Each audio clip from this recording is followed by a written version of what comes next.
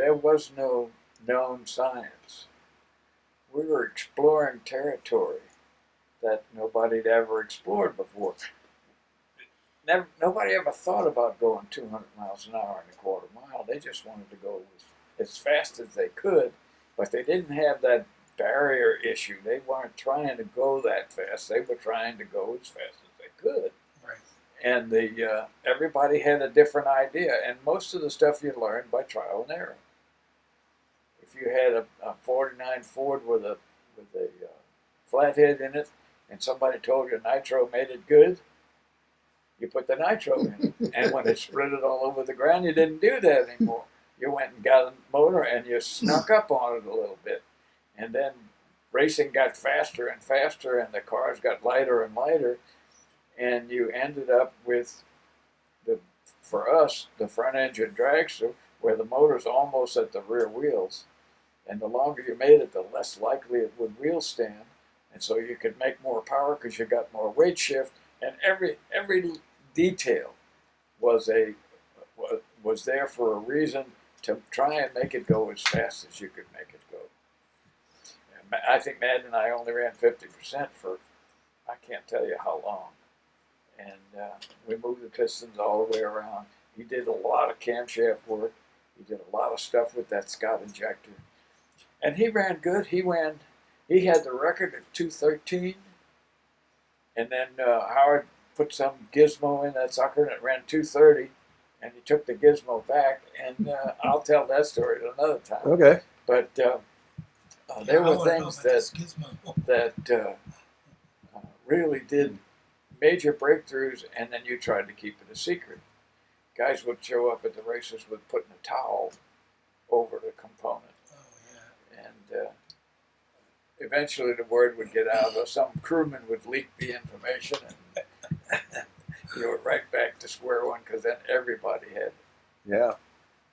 Very interesting. You can watch, if you look at the pictures of the history of drag racing, you got breakthroughs. You got went from multiple carburation to fuel injection, and then fuel injectors to small superchargers, 371s, 471s, to 671s, and putting fuel in all these different locations, in the motor, in the hat, and all that stuff. Now the motors are 1471, they're this long, and the motors make 8,000 horsepower, but the problem still remains. You go as fast as you can with what you got. That's it. Mm-hmm. And I lost it when they started preparing the track, because that changed everything. Yeah, I'm good. Yep. You know, even the tire companies had to make tires to deal with the fact that the track was prepped. Yeah. Which is kind of silly. Bad idea. Leave it like the street, where it's just tire marks. That's about it. Yeah. Because that's where I came from, Yeah. certainly. I know it. Yeah. And he and his brother came from that same era. That's where the romance was, as far as I'm concerned. The Right, of romance course. is gone Yeah. now, as far as I'm I concerned. think the push start, when they eliminated the push start, that was the end. Absolutely. Yeah. That was romantic. The beginning of the end. Well, and what's funny is the time limit's about the same. If you watch modern drag racing, used to be a car would run, push start 2, they make the turnaround, they'd run. Now, they didn't have the loads on the engine, so they didn't scatter them and have to take an hour to clean them up and re-rubber it and all that. They just put some kitty litter on it and the next guy ran. But the time limit was there. Now, if you watch, the big dogs make a run and everybody stands around. They stand around, and they stand around, and about 5 minutes later, they finally start the engine, and they stand around. Then they go up, and they make this burnout, and they back up, and all 40 guys on the team are all standing there, and they make a run, and then it's like 5 minutes or 10 minutes before the next one, and I change the channel. And I'm a die-hard drag racer, and I change the channel because I'm bored. I'm bored. I have a short attention span because I'm a drag racer. I got a 1320 extension, you know. Yeah, amen. But I get bored. Start the next. What are you doing? Yeah. Start the two. The guy got off. He didn't crash. There's nothing on the ground. Yeah. Start the engine. But no. There were times at Bakersfield where there were 6 cars running at the end of qualifications. Yeah. 2 on the starting line, 2 waiting behind them, and 2 coming down the bush Yeah, road. right. And that display of those Yeah. cars with the shimmering spokes and the mag wheels and the flames coming out of the pipes, and that display and the turnaround, that slow turnaround, like a couple of gunfighters. A couple of gunfighters were nice. And the displays Crossing by the the swords. crews and whatever they would do, Yeah. you know, and then going to the start line, it was like William Tell pulling back the bow just before and the tension was so tight. And then, foof, down the track they would go with the wheels in the air and smoke. And sound. I just, it was the best. That's all.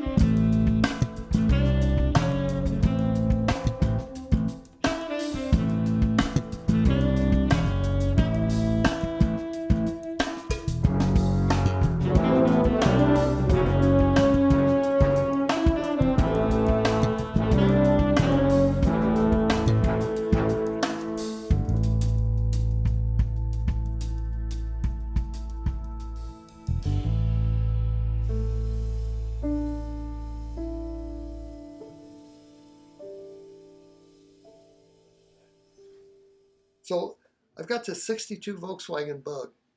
And so between classes, sometimes, you know, you got 2 hours between this class and that class, or you get out early or you go in late that day. That's when I would run around LA, you know, getting parts, because Skinner had a day job at that point. And so we finally get enough money to buy a drum of nitro. And so I've got my Volkswagen, and I got this money in my pocket, and I'm at Mickey Thompson Speed Shop, and they said, we'll sell you a drum for $200. And yeah, okay. And well, how are you going to get it home? Well, we'll just put it in my car. So we go out back. And Jack Ewell's there? Jack Ewell, Ronnie Rapp, and Fred Crow are there. Oh, Fred Crow's there. Fred Yeah. Crow worked on He was the counterman. He He was was the- Ronnie was counterman. counterman, Wow. and Jack was the manager of the speed shop, Right. right? And the speed shop, I mean, the part you walked into was as big as this office, right? Right. And A then little behind bit it, longer, but yeah, essentially the same. and you know, and then a storage area where all their stuff was. Right. And it was in the bottom of the administration building for the Mickey Thompson Enterprises, right? All the different companies he had. So we go around the back. I don't even know if I told him I had a Volkswagen. I think I just said, well, I'll just pull around back, you know, because everything was in the alley in the back. Right. The The speed shop faced down. shipping department. The was shipping in the back. department. Yeah. So they come out, and so I take the passenger seat out of the Volkswagen and throw it in the back seat sideways, the regular like everybody did. Mhm. And in mine, I had thrown away the backrest of the back seat, Oh. just tossed it because it interfered with my carrying stuff. Mm-hmm. And then I had a sea of books, you know, it was just full of school books, and all kinds of other trash, you know. So I just throw the seat back there. So I told Jack, I says, let's put an empty drum in there and you pump the full one into the empty one, right? Oh, okay. You know, they're all kind of. So we put it in there and it didn't fit. It fit in there crooked because in the center of a Volkswagen is a little tunnel thing that Right. goes down the middle. Sure. It sat against the tunnel, and then the outer thing sat on the seat rail, Right. right? And then there was that other little bump. Yes. Remember that held the Volkswagen The together? gunnel. That's right. Yeah, underneath the door. So Yeah. it's sitting there. So Jack gets out the thing, and Jack says, "Go get a camera." So somebody goes Yeah. and gets a Polaroid camera, and so Jack's out there and he's just filling it up, you know. And and if you look in the picture, we rotated the barrel so that the nitromethane label is out, so it's going to be out the window. It's facing out the passenger window. Yeah. Not try to right. hide it, put it Yeah, right out yeah. the window. Danger, you know. Yeah. Yeah, it's got Poligro or And whatever. it's on skull and crossbones. or Yeah. something. And then the door wouldn't close because the drum was a little bit too big, so we just taped it. You know, just some duct tape so it wouldn't flap around. Yeah. And so anyway, Jack fills this thing up, and so they take a picture of that, and they later used it in an ad that was in Drag News. And they had two pictures. They had one of Jack filling the drum in the Bug, and then they got another one where a big box fan with nothing in the box fan, and Jack comes out with a 1 gallon can and he's setting it into the back of this empty truck. And he said, one of them that said, "We fill the big orders" underneath the truck one. and then we fuel the surfers. Oh, we got to find that one. I don't know where that's at. We It got to was a find it. classic. Oh, Beautiful. that's beautiful. Anyway, and Fred Crow and Ronnie Rapp were just rolling around in the dirt, cracking up on this thing. And years later, just a few years back, Fred Crow was an honoree at the California Hot Rod Reunion. And when he got up on the stage and told his story, one of the stories he slipped in there was the VW, the drum and the VW Bug. Yes. He didn't remember which one of us it was, but he knew it was one of us Yeah. that came down to fill it up.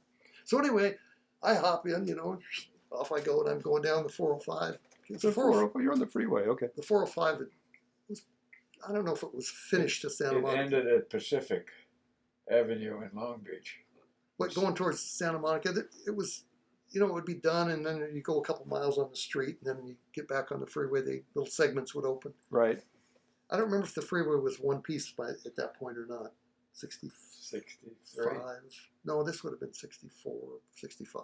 somewhere. 64, you could drive from Pacific Avenue through the pass. Okay, so then it's completely open. So I'm on the freeway, putting along, and these people come up and they're going. Yeah. Of course they are. And then they see the label and they're reading it. They hit the brakes. And they just disappear. And then up comes another one. What's going on here? You know? Beautiful. How did that thing handle? How did that bug handle with that drum? No problem. No problem. No problem. And then when you get home, you take a tire, old tire, just an empty tire, not on a rim, and just lay it on the ground and just push the thing over, or pull it and push it, get somebody inside, and just push it over it, Plunk. and then just roll it to where you want it, stand it up, Stand it up, and there it and is you're done. in the Yeah. garage. Wow. Beautiful. And when he filled that drum, the bung is on the end. Did you roll that up to the top?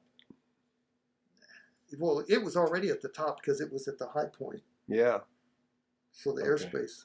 Okay. But we wouldn't have cared. I mean, we just.